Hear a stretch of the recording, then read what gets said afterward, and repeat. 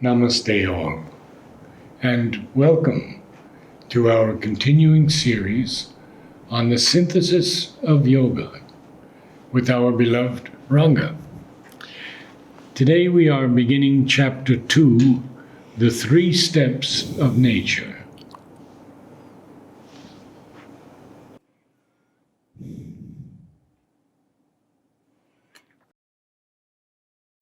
So I see some new faces.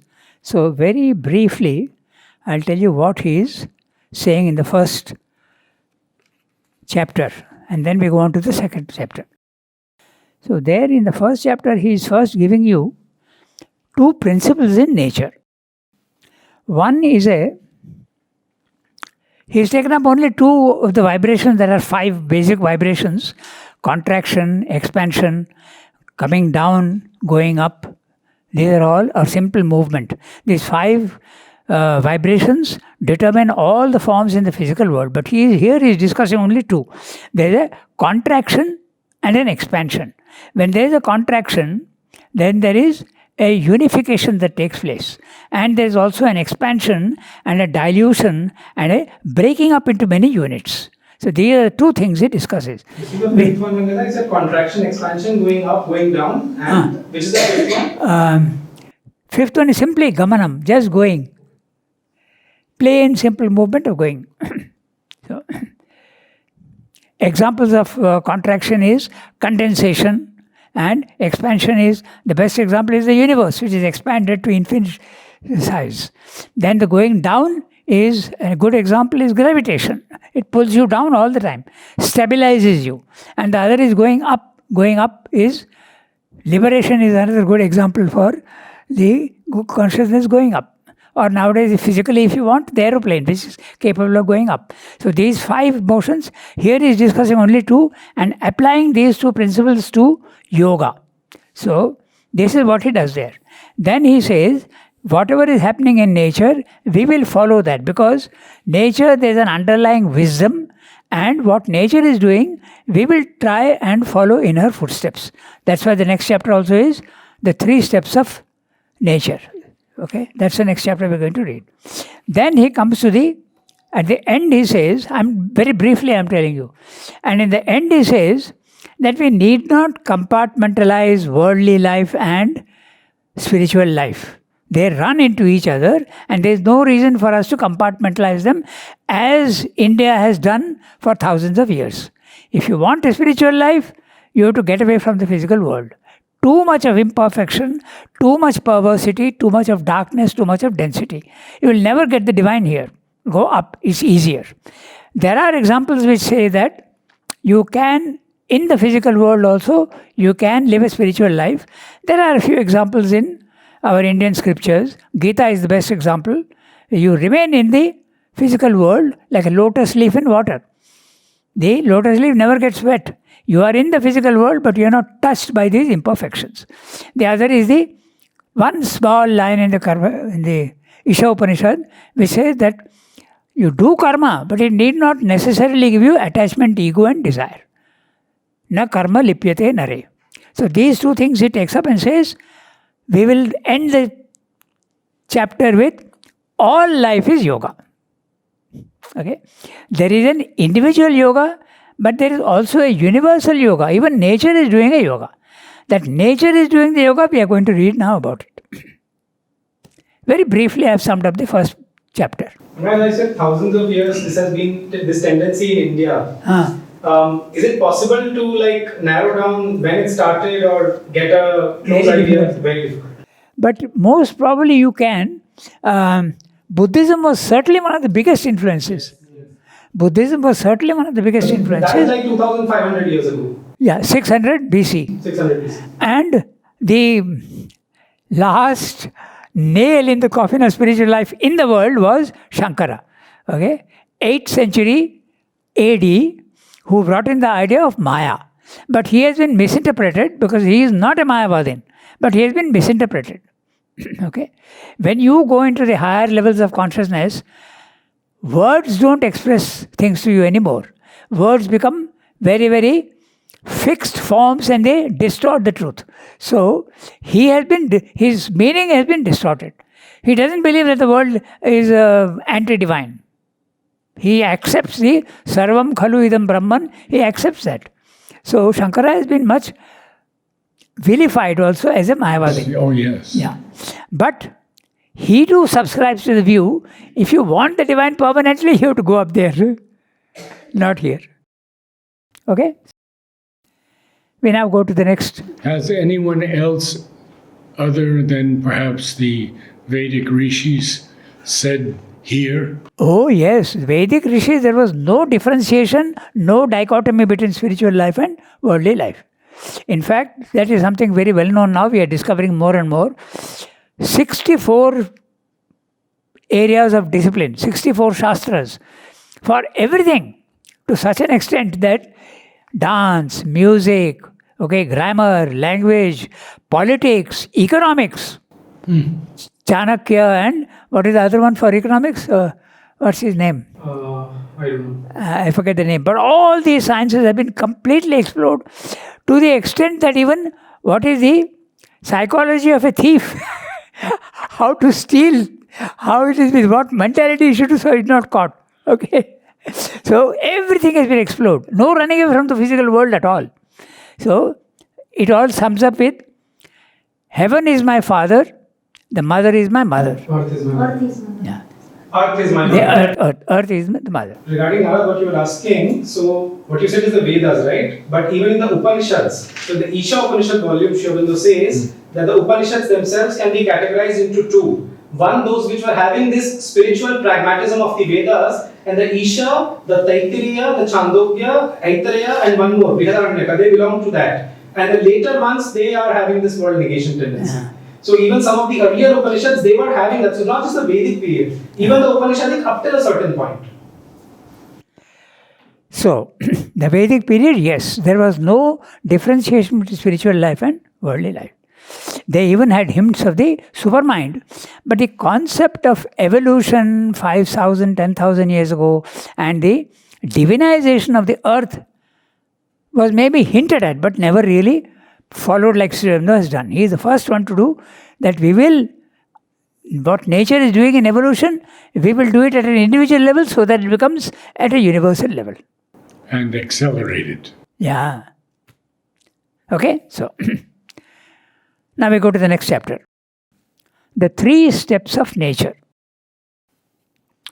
We recognize then in the past developments of yoga a specializing and separative tendency which, like all things in nature, had its justifying and even imperative utility, and we seek a synthesis of the specialized aims and methods which have, in consequence, come into being. I'll read the whole para first. Sri Aurobindo's language is extremely condensed and terse. We'll read the whole para and come back to it. But in order that we may be wisely guided in our effort, we must know first the general principle and purpose underlying this separative impulse, and next the particular utilities upon which the method of each school of yoga is founded. For the general principle, we must interrogate the universal workings of nature herself, recognizing in her no merely specious and elusive activity of a distorting Maya, but the cosmic energy and working of God Himself in His universal being, formulating and inspired by a vast and infinite and yet a minutely selective wisdom. Prajna Prasrita Purani of the Gita. Actually, it seems it is from the Shvetashvatara Upanishad, but the idea is the same. It says Upanishad in my volume. Yeah. The Shvetashvatara Upanishad. Okay. The words are slightly different in the Gita. Wisdom that went forth from the eternal since the beginning. That's the meaning of Prajna Prasrita Purani. For the particular utilities, we must cast a penetrative eye on the different methods of yoga and distinguish among their mass among the mass of their details, the governing idea which they serve, and the radical force which gives birth and energy to their processes of effectuation. Afterwards, we may more easily find the one common principle and the one common power from which all derive their being and tendency, towards which all subconsciously move, and in which, therefore, it is possible for all consciously to unite. Okay, so I like to do one thing. I like to go into each word, because even though each word is pregnant with meaning, so that we have to bring that out so that you. And also, when he is giving a phrase, his phrase is not saying it could easily be replaced by one word, but it is so descriptive that it gives you extra information. That's why it's worth going into this. Okay. I read the first sentence. We recognize then in the past developments of yoga. Note the phrase, in the past developments of yoga. I am now going to come to the present development of yoga. Implication. Okay. A specializing and separative tendency, which, like all things in nature, again he is seeing the thing in nature and applying it to yoga. Okay. And capitalizing nature. Yeah. Which means universal nature. When he uses capital N, he means universal nature. And when you use a lowercase, it can apply to the individual. Had its justifying and even imperative utility, and we seek whenever Sridhar uses the word we, it's a royal we. He doesn't say I, okay? Or doesn't say the integral yoga. He just says we. Okay? And we seek a synthesis of the specialized aims and methods which have, in consequence, come into being. Okay? So, he is saying that there are many yogas. He will discuss each of them later on. But basically here in the synthesis, he discusses first Hatha Yoga based on the body. Then he discusses the Bhakti Yoga based on the emotions. And the Jnana Yoga based on the mind. But also he discusses the what is the main one? Raja Yoga. Raj Yoga. Raj Yoga is the one. Okay. So Raj Yoga he discusses also. And Raj Yoga is a sort of Jnana Yoga only. But he discusses that also. Then he also discusses Tantra. Okay. And then he, as I told you, he'll try and find a common principle to all of them and apply it in modern times. In ancient times, if you had to do Raj Yoga, sit 2 hours in the morning meditation, 2 hours in the evening meditation. Now in modern life, when can you do that? You can't do that. So you have to find a method where yoga is practicable in life, during your working hours, during your normal traveling hours, everything. You should be able to do it. Okay. So he wants a synthesis of the specialized aims and methods. As I told you, some concentrate on the body, some concentrate on the emotions, some concentrate on the mind, but he wants each of these yogas will recognize one aspect of the divine. But that one aspect is so satisfying that they get stuck in it. It is so satisfying. But Sridhar is not satisfied. It's very difficult to satisfy. He wants all. He wants to know the divine fully. Okay. That famous quote from Mother's New Year message is there, where she says that if you want to know the divine fully, you must be conscious of the whole universe at the same time. In one of her New Year messages, I think 1958. I think so. It's 73. 73. Oh, sorry, 73? Yes, 73. Oh, yes, it's the last one, yeah. Last one. So, let's see, you have to understand the divine fully. Otherwise, you have only one aspect of him. Each part in us desires its absolute. That is Savitri. Yeah, but that's also there. True. Okay, we go to the next sentence. But in order that we may be wisely guided in our effort, we must know first the general principle and purpose underlying this separative impulse, and next the particular utilities upon which the method of each school of yoga is founded. So he wants two things. He wants to know the principle which is common to all of them. Okay? And he is also saying we must understand why it was necessary to separate yoga in general into so many categories. Okay? Separative tendency, we must be able to know and understand the purpose underlying the separative impulse. To do the integral yoga is not easy, but much easier to concentrate on any one part of the body. Therefore, in the ancient days, they took the easy path. They took either the body or the emotions or the mind. Okay. Even the Raj Yoga is a most commonly practiced in India, but still, that also is a sort of Jnana Yoga only. There is a very, very systematic, methodized process by which you do it, but it is mainly you start from the mind. Okay. So, we must understand, he is saying the general principle and also the particular utilities. Each one, what are the instruments they are using and what is the purpose of each one, upon which the method of each school of yoga is founded. For the general principle, we must interrogate the universal workings of nature herself. Let us see what the nature, how she is developing herself. That's why the chapter heading, the 3 steps of nature. So he said, let's examine that. There is matter, then after that comes out life, and after that comes out mind. So these are the 3 steps of nature. He puts it in different words. He is saying, what has been evolved, what is evolving now, and what is to be evolved. That's the 3 steps of nature. He is putting it that way.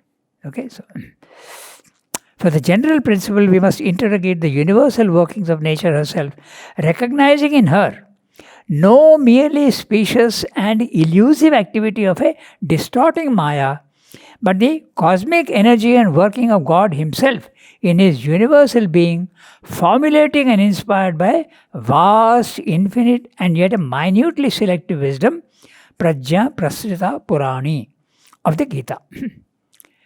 Okay, now he's saying that we will look at nature, but we will not look at nature as the traditionalists are doing. We will not look at nature as Maya. We will not look at it as illusion. We will take it as a divine manifestation, which is real. Okay?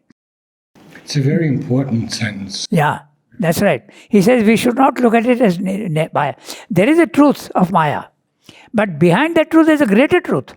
The divine presence is there behind every form. Okay, so then he says we look at that. Okay, so specious. The word specious means convincing at present. How do you pronounce it? Specious? Specious? Yes. Yeah. Comes from species. That which is apparently convincing in the beginning, but turns out to be not so true in the end. Isn't it like precious, specious? No. Convincing at first sight, plausibly deceptive. Okay? That's the meaning of specious. So, when you have the spiritual experience, you see the physical world really as unreal. But there is a higher consciousness which sees again there is a reality behind that illusion. We have a person speaking and seeming to be speaking the truth, and yet it's false. Yeah, that's right. That's specious. Yeah. Showy. Apparently convincing, but finally not so. So, wisdom, he is translating, Prajna is wisdom. By the way, just one small detail, in Sanskrit you pronounce Jna. Okay? In our Indian language we say Prajna. But because it's a J, not a G. So, this we were taught by Vedalankar, Jagannath ji. He was a Vedalankar and he was an expert in Sanskrit. He told us that this is pronounced Prajna. Shyamananda also uses an alternative spelling for jnana, where he doesn't put that tilde over the N. It's simply Jnana. So, very clear, yeah, Jnana. So, Prajna, Prasrita, Purani of ancient times. Prasrita, which oozed out. So, the wisdom, the one wisdom which oozed out and created the multiplicity of the universe. Sorry, you're reading Gita second time in this. Is it Gita in your version? I have, yes. Is Gita? I mean, No, The Upanishad. I have Upanishads as well as the Gita. no. What are you The saying? text of the synthesis which you read, Prajna Prasthita Purani. So in my version, it is Prajna Prasthita Purani of the Upanishad. But Yes. you twice you read of the Gita. Sri Aurobindo has written of the Gita. That is why editorially they corrected it. Really? Yeah. It's true because he is giving you the meaning. Okay. So he is giving you the meaning. In the Gita, there are slightly different words. Okay. Tameva chadyam purusham prapadye yata pravritti prasrita purani. In the Gita, it is that. So, Sri Aurobindo has used the word prajna. Okay? But I have seen in Savitri many changes also. Yeah. That may not be quite. Mostly right. capitalization, because Sri Aurobindo was not so particular. And you must remember one thing. Towards the end, Sri Aurobindo was not writing directly. He was translating. He was dictating. He was dictating. And there was Narad who was writing down. And Narad is to often pronounce English in a Bengali accent, okay, a little bit. Now, if Sri Aurobindo says soul, what are you going to write? S-O-L-E? Or are you going to write S-O-U-L? So these small errors have crept in there. And when you are pronouncing the past tense also, the D is often not pronounced clearly in English. Nah? True. But this is only for Savitri, right? Not for other books. No. Other books he wrote, na? Like Hymns to the Mystic Fire also, I've heard that he dictated to Purani before it came out in 46. I'm not sure of Part that. of it. I'm not sure. I doubt that a little bit. No, it's there in the note on the texts. There is? Yes. Okay. So, see, Sri Aurobindo is saying we will not look at nature as though she is deceiving you, as though it's a falsehood. We will see as though it's a divine manifestation. You can see it as an illusion, but behind the illusion there is a greater reality. We'll look at it that way, he's saying. Okay? So, for the particular utilities, we must cast a penetrative eye on the different methods of yoga and distinguish among the mass of their details the governing idea which they serve and the radical force which gives them birth and energy to their processes of effectuation. Note the words governing idea and radical force. Governing idea, consciousness. Radical force, Shakti. He is again implying Purusha Prakriti. We'll combine the two. Okay? We won't go like some of the, most of the traditional yogas go to only Purusha aspect, consciousness aspect. Tantra is the only one which goes daringly to the opposite. It goes to Prakriti first. Okay? So Sri Aurobindo is saying we'll combine both. So like knowledge and will. Like knowledge and will. Yeah, will is, yeah. I can't see you. Knowledge and will, yes, that's right. Knowledge, more or less equivalent to consciousness. It's consciousness that produces knowledge, not force. And force produces the energy and the effectuation. If you want to effectuate your knowledge, now that's interesting, we'll just discuss that for a brief while. If you want to effectuate your knowledge, you can do that by ascending out of your body-mind life and getting the know. The soul will come to know the body-mind life. Are you being able to effect that knowledge in life? No. So you need power. Liberation usually releases your soul, but the body-mind life remains imperfect. So you have to use that, the power to bring down all that knowledge, power, love, truth into the lower. And that's a pulling down to the lowest level. That's difficult, not easy. Sri Aurobindo says we shouldn't pull. Not pull, aspire from below. But he did pull. He did pull, no doubt, no doubt. He pulled violently the supermind down into the... I'm using the word violent, but he is a calm violence. No. He went into Nero Tycho, the tail of Superman. That's right. He's joking even about the supermind. Exactly. Okay, so For you raise a question of will and force. Force is more general. Will is force applied to a particular object. So they are equivalent, just like knowledge and consciousness. Consciousness is much larger. Knowledge is one aspect of consciousness. Okay.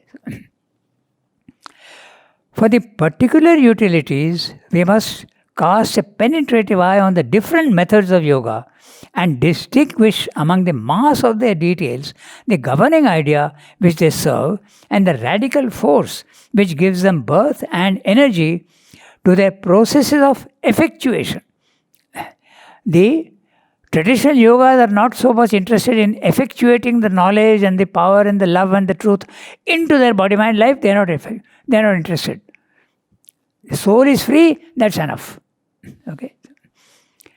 Things are changing, but quite radically now. Rather quickly. Yes.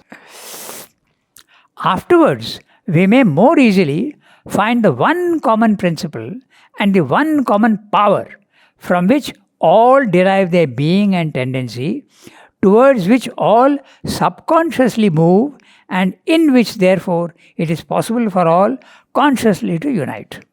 Okay. Again, in the last sentence, the phrase, it is possible for all consciously to unite. The suggestion is a collective life, not an individual life alone. That's the reason why the ashram has been created in our will. Okay. It has to be a sufficiently collective force. If one person is pulling in one direction, it will not have enough force. So if 10 people are concentrating on the same object, the power increases and it comes down. That's why he wants a collectivity. Okay. But something very important Yes. that Mother said. She was speaking of 50,000 people to make this experiment. That's right. Not the 3,000 who are Yeah. there now. 50,000. And that had to be done because when Sri Aurobindo came to Pondicherry, he was looking for 100 men who would be capable of assisting in his work. He didn't find anybody. They all, mind you, don't mistake this. So many ashramites, okay, they have had so many experiences, okay, which will be fantastic. In one letter he says that my sadhaks, they may have realized one aspect of the divine, but if they had gone out into the world, they'll become famous. So many experiences they have had. But he wants all the experiences. Champaklal, she wrote one of the 100. Yes. But Champaklal, I think Mother said one of the 100. Somewhere it is there. Yeah, one of the 100 or something else. No, as yeah, far one as of, one it is there. But One of the 100, yeah. yeah. But also, Nalini even No doubt. would go out Yes. and he would have a child, and then he'd go out again and have a child. Yeah, three. And the fourth time, or the third or fourth time he went out, Sri Aurobindo said, finally. Enough. He had 3 children. 3 children, yes. 3. In one letter to somebody, Sri Aurobindo speaks about Narad, who's one of the The greatest. greatest of yogis. He says that now Nalini is in the football and marriage mood. Oh, he says that. So that doesn't mean to say that he is not a yogi. Because precisely you can be in the physical world, play football and get married and have children. Note interestingly how, okay, Buddha had children, okay, Rama, Krishna, all of the avatars, they all had children. Mother also had a child. Yes, don't forget that. So this last phrase you have to see, it's not so easy to get the implication. Therefore, in which therefore it is possible for all consciously to unite. So Aurobindo is not talking of an individual yoga, he is talking of a collective yoga. Okay, it's an important phrase. But Sri Aurobindo throws out only hints. You have to see what is there behind the hint and understand what he is saying. We go to the next para. Yes. The progressive self-manifestation of nature in man, termed in modern language his evolution, must necessarily depend upon 3 successive elements. That which is already evolved, that which is persistently in the stage of conscious evolution, and that which is to be evolved, and may perhaps be already displayed, if not constantly, then occasionally, or with some regularity of recurrence in primary formations or in others more developed, and it may well be, even in some, however rare, that are near to the highest possible realization of our present humanity. For the march of nature is not drilled to a regular and mechanical forward stepping.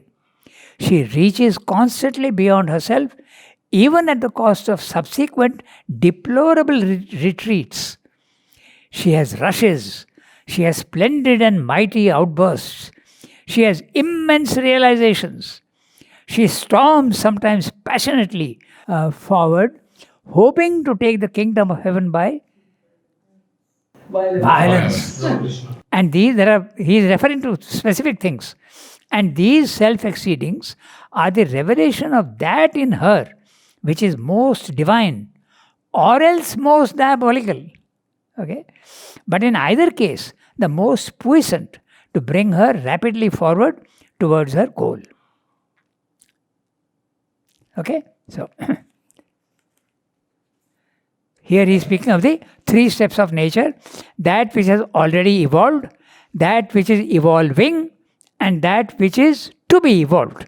I have quite different wording. Yeah? Yes, yes. You also, huh? Yes. Yeah. Using the SAPC. Why don't you read the whole thing? There is that which is already evolved. There is that which, still imperfect, still partly fluid, is persistently in the stage of conscious evolution. Yes. Ah. Now, which edition is yours?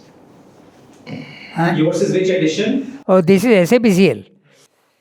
So, let's look at the phrases. Okay. Now, the progressive self-manifestation of nature in man. Now, what is the self-manifestation of nature in man? We will see later on. So, self-manifestation of nature. Nature has evolved. First of all, there was matter. There was no life for thousands and millions of years. Then life came out of it. Then maybe another million years, and man appeared on the scene. In fact, now they say if you take the entire evolution from 0 point to 100, okay, man has come only at 90, almost 99, 95. Yeah. So the rest of it was what all? Nature was first of all manifesting matter, then life, and mind came later on. Okay, so that which is evolved is the body-mind life. That which is evolving is the mind still developing. This is interesting because mental consciousness in normal human beings is completely vitiated and made impure by the vital and the body needs. They throw their desires and their wants and needs into the mind, and the mind gets completely colored. So, those who can keep their mind absolutely clear, that's what he's talking about later on, it is still developing, it is not yet developed. 90% of human beings are not mental beings. They are more physical, vital, mental beings. Yeah, the question was asked, Mother, when those 70,000 people died in the earthquake in Peru.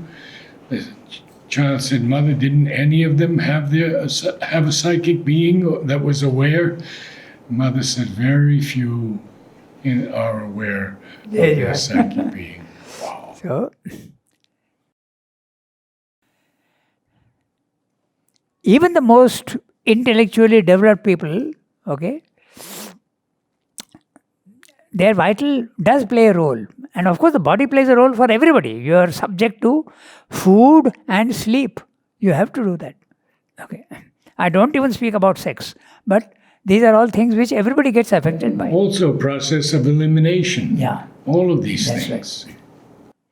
So, now what Srimdev is saying is interesting. He is using, look at that, the words he uses. The progressive self-manifestation of nature in man. So, in man, nature has manifested a body corresponding to matter.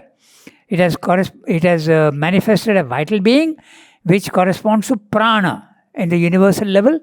And it has manifested a mind in men which corresponds to the universal plane of the mental consciousness, where thoughts are there. These are all worlds which exist independent of each other, although they do percolate into each other, but they are still independent. There is a physical plane which is independent of life. Stones are there without life. Then there is life, which is a combination of matter and prana. All living creatures are a combination of matter and prana. And finally, you have man, which is a combination of all the three planes of consciousness. So, self-manifestation of nature in man, termed in modern language, is evolution. So, why is he saying this? Why is he taking the trouble of putting 1, 2, 3, 4, 5, 6 words? Termed in modern language is evolution. Because earlier the concept of evolution was not there. And he says modern language. Yeah. Yes. In modern times, the idea of evolution has come up. Not at an individual level so much, but science has discovered the universal level. It has discovered Charles Darwin was the first to formulate the idea. But his idea of evolution is biological, not consciousness. Okay? But Srendra is using the word evolution for consciousness and using the biological evolution as a support. You can't have a spiritual evolution without the parallel development of the biological evolution also. It's very clear because you see, take an insect. It doesn't have a brain. It can't think. It's living. So when you come to a cat and a dog, rudiments of thinking are coming but not logic. So you need a biological development of the brain, which is matter with life in it, which is capable of thought. So you need a biological evolution. In other words, even the supramental race will have a body-mind life which will be biologically quite different. It has to be. Okay. One question. Sorry, when you speak about evolution here and all this, so in the Indian tradition, so in the Vishnu Puran it is there, in the Taittiriya Upanishad it is there, but also they speak of this 84 lakh species. Where is that? Is it in the Tantra? I mean, do you know about it? No, I'm not sure. 84 lakh, Tantra mentions that to come to this level you have to have 1 lakh of lives. Yeah. 1 lakh. They mention 1 lakh in some texts. So, this evolution must necessarily depend upon 3 successive elements. That we have a slightly different text, but the idea is the same. The first is that which is already evolved. That which is already evolved is matter and life, living creatures, solidly evolved. Different species are coming up, but they are combination of matter and life. Then, that which is evolving, he's saying, that which is persistently in the stage of conscious evolution is the mental development. And that which is to be evolved and may perhaps be already displayed, that which is to be evolved is the yogic consciousness. So, you have a physical vital consciousness, you have a mental consciousness which is still evolving. Everybody is not mental yet. And there is a yogic consciousness which has to be developed largely and commonly in mankind. It is not yet there. But he is giving interesting parenthetical phrases. Okay, so that which is to be evolved and may perhaps be already displayed, if not constantly, then occasionally or with some regularity of recurrence in primary formations or in others, developed, and it may well be, even in some, however rare, that are near to the highest possible realization of our present humanity. We need you to talk about that. Obviously, he can't include himself, but he's very obviously he is the highest and rarest. But he is also referring to the Vedic period. The Vedic period, they had the experience of the supermind. In fact, he has found the first words there. Yes. But the difference is they could not bring it here. They had experience, but it was not on earth. What you are saying is very interesting because the idea of evolution was there in seed form in India, the Dashavatar. But it wasn't the practical truth. It wasn't the practical truth, yeah. And in that the mother speaks about that new body of the new race. She was saying the body would make out of psychic being. Yes. She was having the experiences of that. She saw, I can even tell you who it was because now she's not there. Okay, it was Rijuta. She was an American lady, and she had gone to mother, and she was bowing down in front of her, and behind her physical body, mother saw her psychic being larger than the body, and she said that probably this will be the future body. It will be a spiritual body. Rajuta was assigned to all the Americans, and we all had to go through her for things in the early days. You knew Rijuta well? She used to live where I live now, in the next door house. Her husband was tremendously in love with her, and he built that house for her, okay? But she didn't want to leave the She ashram. stayed in Golkon, no? She lived in Golkon.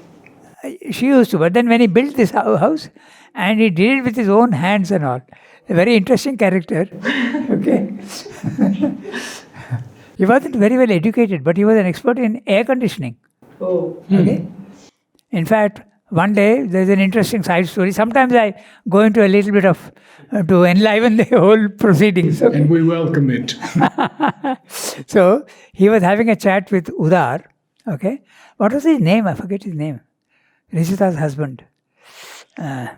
Anyway, now, so he was not very well educated, but he was an expert in air conditioning. Voltas of India was employing him. Okay. So he wrote something, and Udar found that the spelling was wrong. So he said, "What have you done? You have misspelled that 5-letter word." He said, "What do you mean?" He got angry. "I misspell even 3-letter words."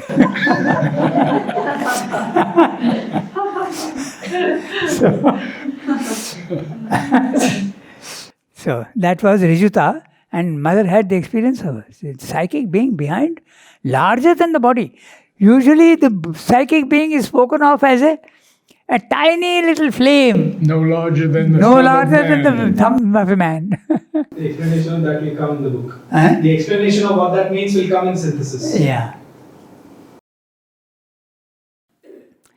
Now he says that this yogic consciousness which has to be developed is already developed in many, sometimes rare, sometimes quite recurringly, as in the Indian traditions. In India, for 10,000 years, the yoga has always been alive. Okay? There was no internet, no newspapers in those days, so we don't know much about it. But there is definitely a parampara, there is a tradition of yogis who are going on realizing. That is definitely there. That's why Surendra uses the word recurrence. You have seen that? Yes, yes. Regularity Of recurrence. Okay? So, all right. So, in primary formations means not absolutely at the highest levels, but the primary formations begin at the higher mind level. The moment you go above, those are the primary formations. Okay? Or you can have love, or you can have the aspect of knowledge, but those are the primary, not the entire thing. Okay? So, or in others, more developed, and it may well be, even in some, however rare, that are near to the highest possible realization of our present humanity. Note that. It's interesting again. Don't miss that word. He says, that are near to the highest possible realization of our present humanity. In other words, when the supermental race comes, the possibilities will change even higher. That's the implication. Oh, present humanity. Yes. Yes. Don't miss the words present. I am pointing this out to you to show you how accurate Surendra is in his words. Okay? Yeah. Now, he goes on to the next sentence.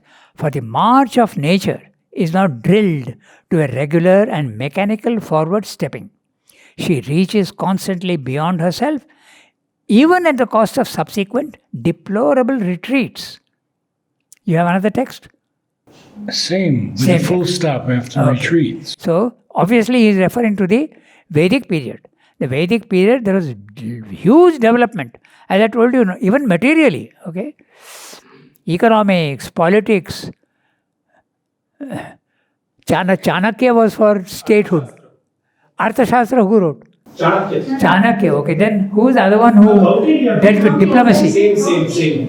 Chanakya was politics, Kautilya was Arthashastra. No, they are one and the same person, it seems. Kautilya? We're not sure. Same. We're not sure. They both, the different names for same person, that's what they say. So they are So anyway, so Marsha is not drilled to a regular and mechanical forward stepping. She reaches constantly beyond herself, even at the cost of subsequent deplorable retreats. And what were the deplorable retreats when the Vedic age okay. ended? What happened in India? Best example. Yeah, okay. Absolute degradation of life, poverty, neglect of the physical world, illiteracy, poverty, dirt. Okay, the best example is India itself. After that brilliant Vedic period, complete fall to the extent that you have become subject to every invading force. The Mughals come and do whatever they want with you. The British come and do whatever they want with you. It's like a rise of civilization and fall. But India survived, you see. There was a great civilization which is no more there. Yes, that's right. And India survived. Through all that fall, it survived. What Luba is saying is very interesting because it is one of the civilizations which has it has retained the seed of yogic development secretly. Now they're saying it will come out openly. The sequence was never lost in India. Sir, are we not undergoing a kind of deplorable retreat right now? I wouldn't say that. There's a general awakening, na? There's a general awakening. But we don't find the kind of yogis that we saw in the previous century. How do you know? No. That's How do you not know? romanticism with the past. Sri Aurobindo very clearly said in the Bengali writings, in the Dharma, he says rishis are being born in India who are going to dim the luster on the, I'm talking about the interval period. My dear, there is always this nostalgia with the past because you don't see them. What he's saying is interesting because it is true that the material aspect of life in India is rampant. Okay, everywhere you see only people interested in TV and food and movies and whatnot. But the yogic tendency also is increasing. It is not that they are opposite to each other. But they are not given publicity. Exactly. Exactly. That's why I asked you, how do you know? Things. A yogi who has attained a certain consciousness is not going to broadcast, take a loudspeaker. Okay, so we don't know. But it is sure to evolve. And regarding Shastras, so this is one very funny sentence in the Foundations of Indian Culture where he says, there was even a manual for the training of horses. I remember reading the sentence in the Foundations of Indian Culture. That's what I'm saying. So it was that detailed. No aspect of life was left out. I don't even mention metallurgy. Metallurgy, the Arabians used to come with their horses because we never had horses we had lions and tigers. No giraffes and no horses in India. So they used to bring horses and our armies, they used to train the horses and they used to export swords which were in high demand in those countries. Metallurgy was highly developed in India. Okay, let me mention to you one thing. The word gold in Sanskrit, there are 8 words describing gold. Not one. Anmol is not agreeing with you. Regarding this horses thing, there are 2 types of species. One is having certain number of ribs and another is having 1 or 2 ribs lesser. So in Haryana recently they have done some digging in which they have found another species which is having the lesser ribs and they say that this is the Indian species of horse. And for that matter, in the Mahabharata war for example, which is 5,000 years ago, all of them were not fighting on elephants and foot soldiers. They were these horsemen also. So I mean that's one part of history, very big part which has been distorted. That's what I have heard recently. Could be. I don't remember the place in Haryana where the digging has been done, but it has been done. But definitely, the Arabian horses were far better than the Indian ones. I have a question regarding the text. She rushes forward and to take the kingdom of heaven by violence. What does that mean? I'm coming to that. We're coming. He's coming. We have not yet come to that. Okay, so she reaches constantly beyond herself, even at the cost of subsequent deplorable retreats. You can compare nature's evolution to a volcano. Whoosh, suddenly, then silence for 2 minutes. Again it comes up. Different, like these were development of the material world today. Science has progressed tremendously. But what about spiritual life in Europe and the West? Almost zero. Almost. There are many people who are awakening. But in India, Great development of spirituality. Zero in life. Things are changing now, but still, that's what he's talking about. Deplorable retreat. Okay. I think he is specifically referring to the Vedic period and the subsequent period. I agree. Yeah. I agree, yes. Deplorable retreat. She has rushes. She has splendid and mighty outbursts. She has immense realizations. She storms sometimes passionately forward, hoping to take the kingdom of heaven by violence. He is extremely clearly referring to Ramakrishna. Yes. Very clearly. He used the same But why exact phrase. violence? Why violence? Because long ago in 1955 or 56 we saw the movies came to the ashram and mother was permitting us to see movies. We saw a movie called Rani Rashmani, which was a life of Ramakrishna. So I still remember the scene. I must have been 15 or 16 years old at that time, but it's stuck in my mind. He is rolling on the mud of the river, Hooghly. Okay? Hooghly River. Hooghly River, yeah. Ganges, one aspect of the Ganges is Hooghly. Okay. And he's saying, Dakha de ma, show yourself to me, show yourself. Such violence and so much. I mean, his face was even bleeding from that. Yeah. And finally, one day he took a sword in his hand and said, if you don't show yourself to me, I'm going to kill myself. So that's the violence that he's referring to. And that's when she appears, right? Yes, and she immediately appears to him. But Sri Aurobindo mentions in one letter that he had to pay a price for that. Violence. He says your aspiration should never be violent and demanding and vital. It should be calm, quiet, intense, but not violent. Without impatience. It caused him a body problem, right, afterwards. Yes, there is a burning in his body. That's the price he paid for it. Okay, so that's what he's referring to here. She storms sometimes passionately forward. Immense realizations. Look at Ramakrishna's realizations. The realization of all the religions. There's a truth in all these things. Yeah, he's a giant, spiritual giant. There's no doubt about it. She storms sometimes passionately forward, hoping to take the kingdom of heaven by violence. And these self-exceedings are the revelation of that in her nature, which is most divine or else most diabolical. See, if you develop yourself beyond your present capacity, you have to do it in two ways. Either you do it calmly, quietly in a yogic consciousness, or it can be ego-based. If it is ego-based, it's going to be diabolical. Okay. Even Hitler used to have visions. Diabolical. There's another very interesting case of, I think, in Russia, Rasputin. Oh, yes. He was also similar. I've read a lot about him. And my good friend Renee Philip Miller has written the book on him. A brilliant book. And so he's saying, which is most divine or else diabolical, because you have developed yourself beyond a certain stage where you are not able to control the power you have. And the power controls you, you don't control the power. What has happened now in science? Okay, we have discovered nuclear energy and we don't know what to do with it. It's like holding a tiger by the tail. You can neither let it go nor can you sit on the tiger. Very difficult. That's why they use these Elon Musk's, Elon Musk's Elon Musk. machines for going to Mars. Probably that's where they're going to dump these nuclear things ultimately. Poor Mars. But in either case, the most puissant to bring her rapidly forward towards her goal. So you have to go to the higher levels of consciousness because then her evolution will go rapidly forward. So you see, we have done only 2 paragraphs, but we have gone into great detail with the words. And you can see how Sri Aurobindo uses words and so many suggestions are there in his words. So when you read Sri Aurobindo, very carefully, each word you have to read.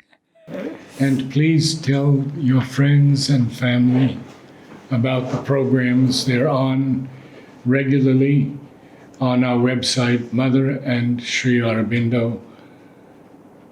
One word, Mother and Sri Aurobindo. .in. No, .in is our website, but Mother and Sri Aurobindo is our YouTube site. I see. And he's on YouTube. That's called a channel actually. I'm saying it's called a channel on YouTube. Okay. Thank you, Ranga. Okay. And namaste, everyone. Namaste.